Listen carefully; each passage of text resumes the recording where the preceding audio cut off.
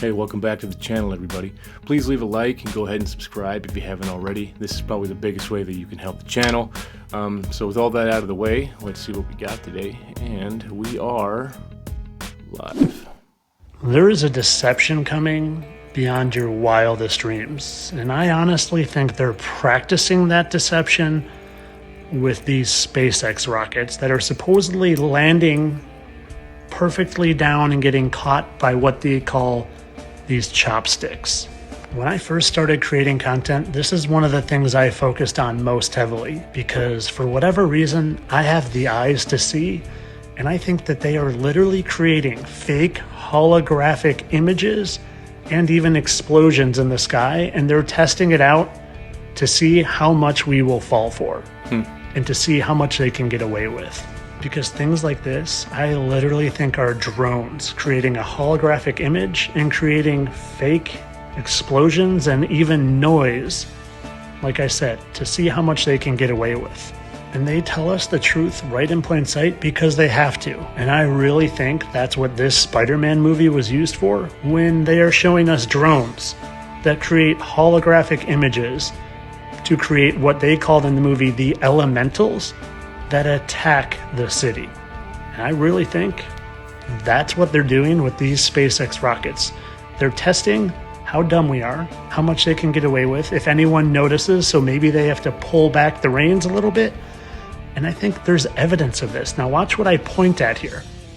I literally think what I'm catching here is one of the drones creating this holographic image of the rocket. And not only do I catch it here, but I catch it in another view of the supposed rocket that exploded. Now watch this on this next one too. Same thing. I think I just caught a glimmer of it, and for whatever reason, I have the eyes to see this stuff. And guys, there's a deception coming. I really think they're going to use this holographic technology, and look, you can even see these SpaceX rockets glitch out. How does that happen if that is a real object? It doesn't. So all I'm saying is be ready. Be ready for something crazier than you could even imagine, because they have technology crazier than any of us could imagine. And if you're watching this and you just think I'm completely off my rocker, well then you need to watch it a little closer, because this is supposedly real footage of a real rocket. Tell me how this giant thing is balancing like this and then getting caught by these said chopsticks. Guys, you're watching a movie. You're watching TV. It's holograms and TV, and they cut and they try to fool you. So you gotta be ready. And of course, this is all for entertainment purposes. I know that's as real as this hat. Entertainment only. I mean, anything's possible, I suppose. I'm not completely sold on this one yet, but I mean, maybe. Captain Cook went to Australia and put the Rothschild Windsor flag on Aboriginal land, but they were already in their buildings in Sydney and Melbourne. They were already there. You're saying some of these buildings are thousands of years old? Tartarian. It comes from Russia, and just near Moscow to the east you'll see modern-day Tatar Empire, which is not legally in Russia, but physically in Russia. When the Bolsheviks from Wall Street destroyed Russia and killed 100 million Christians and set up Bolshevik Russian system, they destroyed the Tartarian Empire. Yes. And even in Germany, you know, Dresden and all of that, that was Tartaria. They had to destroy America, Russia, and Germany because they were just too advanced in Tartarian free energy, magnetism. All of those turrets and tors and all those beautiful, highly ornamented Edwardian and Georgian so-called buildings were harvesting magnetic energy. So what they did was to enslave people, you've got to make them pay for their energy. Before it was free, you know, we had free energy, free food, everything was free. So what they did, the Colonna family went westward, and the Venetians, they went eastward. What they did was controlled their ports. Not to control the lands and everything, like Rothschild said, I don't care who makes the laws, I want to control the purse strings, the money. The money. That's Venetian. I'm not allowed to say certain things, but this is how they hide everything. So, if you want to understand what you are, where we are, this ebook will literally unveil that to you. I'm inclined to come around to this theory. I know Tartaria used to be here. The repetition of 100%. numbers is just one of the things that you will experience. As you become more aware, we've seen those numbers, but we never twigged on it. Now suddenly we do. So what does it mean? As I understand it, that it's a sign from above that you are waking up, that you are becoming more conscious. You are on the right road. This is a good and positive sign. Just give thanks. That's all you have to say. Thank you. You understand. Thank you. It's a little push that the Creator sends your way that you're doing the right thing. Your reality will always change, but 2 + 2 will always equal 4. You know, I see sequential numbers all the time. 1 1 1 1 is a big one. 1 2 3 4 and 2 2 2. All the time. Did you know the Great Sphinx has a tail? And that it also may have been built by the civilization of Atlantis thousands of years earlier than mainstream history suggests for a very specific purpose. Welcome to Phil's Pixel. According to this theory, the Sphinx was not made by the ancient Egyptians. We're told it was built about 4,500 years ago, around 2500 BC, but many believe it was constructed by a civilization that far predates anything we know. The Sphinx itself doesn't make any sense. It shouldn't even exist. For one, the ancient Egyptians were obsessed with recording everything they did. Yet, just like the pyramids, despite there being hieroglyphs that go back 5,000 years and more, not a single one of them mentions the Sphinx at all. One mainstream theory suggests the Sphinx was built as a sort of guardian of the pyramids to protect the pharaoh's treasures, but over time lost its significance, and the Egyptians just forgot to mention it in any of their texts. Like anywhere, no records of when it was built, for what purpose, or why its head is so small. Just look at it. The most immediate observation of the Sphinx is how tiny its head is compared to the rest of its body. It doesn't even remotely fit proportionally with its enormous body and just looks awkward, like it was done by accident. As you may know, ancient Egyptians were masters of proportion with their art, carvings, and statues. In fact, they are quite literally world famous for it. Statues they carved like these are notoriously known for being scarily precise, almost like they were machine made. You're telling me the guys who precisely calculated all 4 edges of a 146 meter high pyramid to meet perfectly at the top at the same time, a marvel of engineering even by today's standards, made the mistake of getting the head too small on a monument as important as the Sphinx, said to be the face of Khafre, the successor of Khufu, yet many agree it does not look like any other depictions of Khafre across ancient Egypt. As a matter of fact, it appears as if the Sphinx once had a much larger head, thought to have originally had the head of a dog or perhaps a lion with a full mane, and by the time the ancient Egyptians discovered it, they gave it a facelift, making it look more human and inadvertently ruining the proportions in the process. Because whoever did build the Sphinx dug it directly into the limestone bedrock beneath it, carving and hollowing out an entire enclosure around it. The blocks that were cut out of this bedrock were used to build the Temple of the Sphinx right in front of it, which have mostly deteriorated over time. Now, this right here, this is the part that sealed the deal, all but confirming we've gotten the age of the Sphinx wrong all these years, even among skeptics. With initially doubtful professional geologists like Robert Schoch traveling to Egypt with the intention of proving these fringe theories wrong. Yet, upon seeing it up close for the first time from the perspective of a geologist rather than an archaeologist, he realizes it is scientifically accurate to suggest the Sphinx is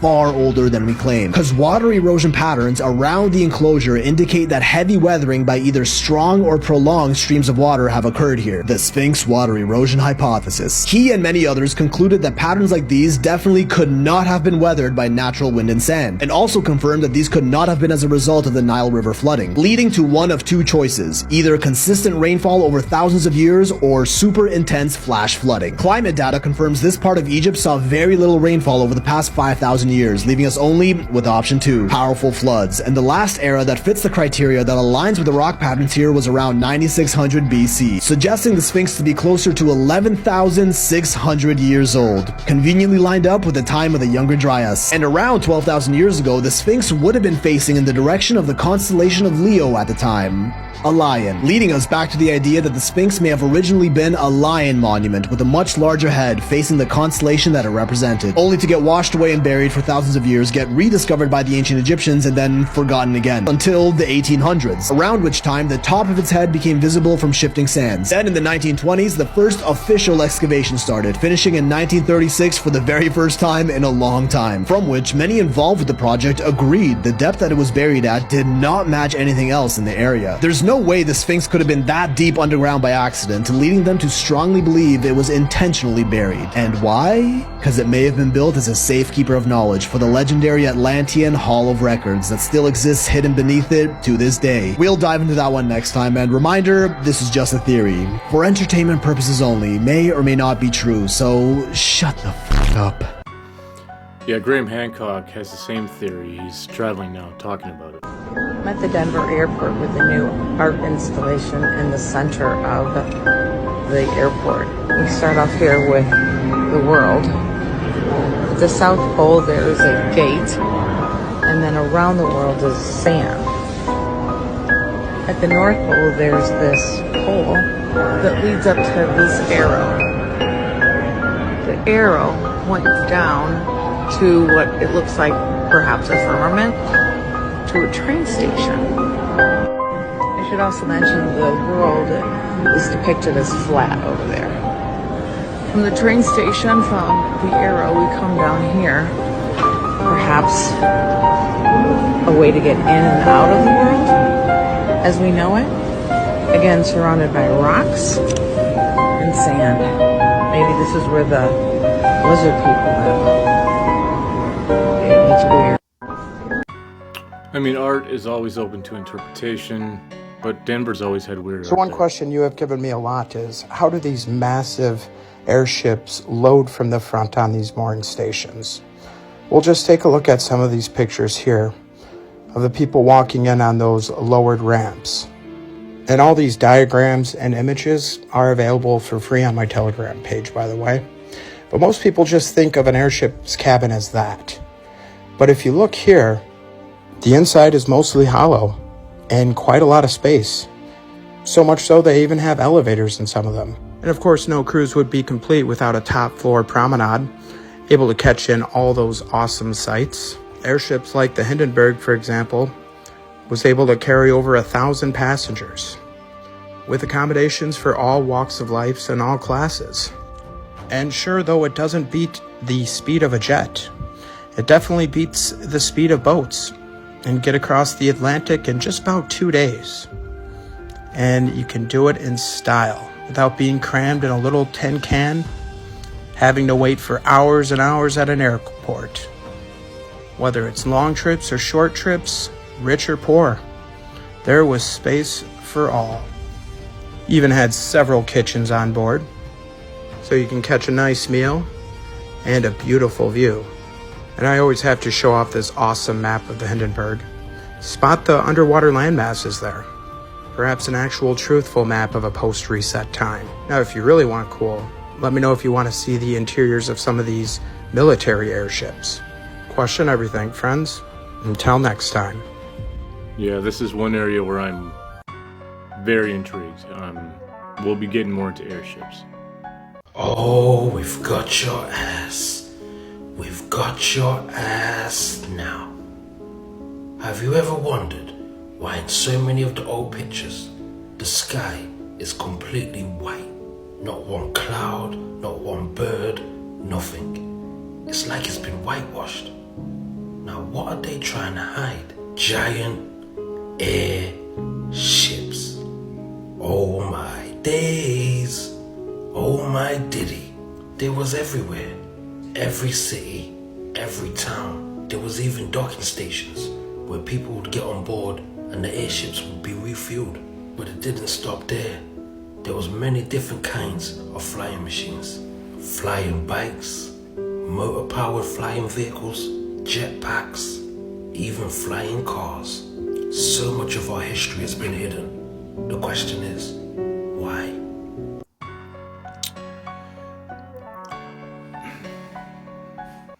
The towers of the old world were built for these airships, with infrastructures of impressive mooring stations installed in many of these towers.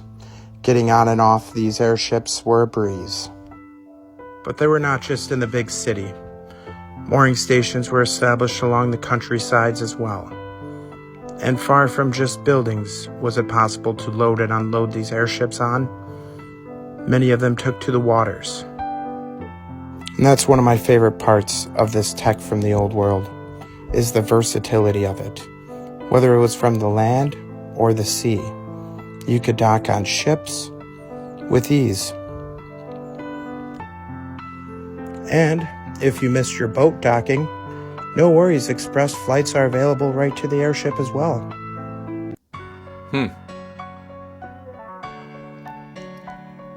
Anybody can go back to the 1900s and look at all the mental asylums. And this is interesting. These buildings are absolutely massive and they have like thousands of rooms. So then you start to wonder, why would someone build a mental asylum that large? Imagine the resources it would take. And especially because around the 1900s, you see people building little houses that are like wooden shacks. They're all like little wooden shacks all over because they're trying to build something. Then you have these huge mental asylums where they were locking up people who went against the narrative. That's what those were used for. Anybody who said they were hearing voices because of the rollout of the radio, or going against any of these that they were trying to put into everybody's arm at that time, or trying to go against paying taxes, they threw them in the mental asylum and they locked them up. And they got rid of a lot of the population at that time, or a portion of that population, who went against the grain. So people should look into the 1900 mental asylums and that whole thing and start to see that the buildings and the size and the structure, and then they demolished all of them. Actually, there was one in Chicago that I went to one time. I remember I had to deliver a pizza back in the day, and it was a mental asylum. And they demoed it in Chicago, and I wonder why. Gotta get rid of the history. Yeah, that's a deep rabbit hole on that one. We'll get into that too. Do you guys know about the orphan trains? A buddy of mine is working on an article about this recently, and I feel like it's something we should talk about more.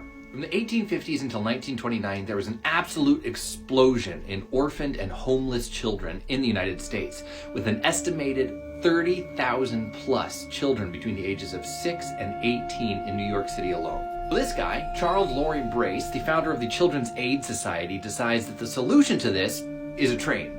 He and his organization would go down to the streets, scoop up orphaned children, and then put them on a train and send them westward, with the theory that there were several good farming homes on the West Coast that could use some extra children. Oh, but wait. Then they would send out these flyers to cities that they were planning to stop at, being like, hey, we have children, you want some? And then the train would arrive downtown. The children would be put on a platform where people who were interested could come and examine them, check their teeth, see if they were good looking, whatever. Sometimes the children would sing or dance to seem more desirable to a prospective household. And these would-be parents would just have to sign a paper being like, I promise not to abuse this child, and then they could take them home. Now, in a very theoretical approach, there were a lot of good ideas behind this practice. These were orphans abandoned on the streets who were now being given an opportunity for a new home. But of course, you've probably seen all the errors in this plan already. Not only did several farming families use this as an opportunity to essentially procure an indentured servant for their farm, but it also opened up hundreds of thousands of children to the possibility of abuse. In some cases, children were scooped up off the street even if they had homes. If they couldn't prove their parentage in that moment and they looked like an orphan, they would be put on a train and separated from their families forever. And by the time they arrived at these destinations, siblings would often be separated if families didn't want more than one child. It's a saga definitely worth looking into more because the orphan trains are a huge part of American history that really doesn't get talked about nearly enough. I would have to agree. That's probably one of the more intriguing theories that I really, really want to delve into. So there's a lot of good clips today. There's a lot of information there, a lot of topics that we'll probably get into a little bit more as we go, but a good introduction to a lot of these theories. But that's all I got today, guys. Thanks a lot for hanging out with me. As usual, I'll see you again in the next one. And 80 Canadian, signing off.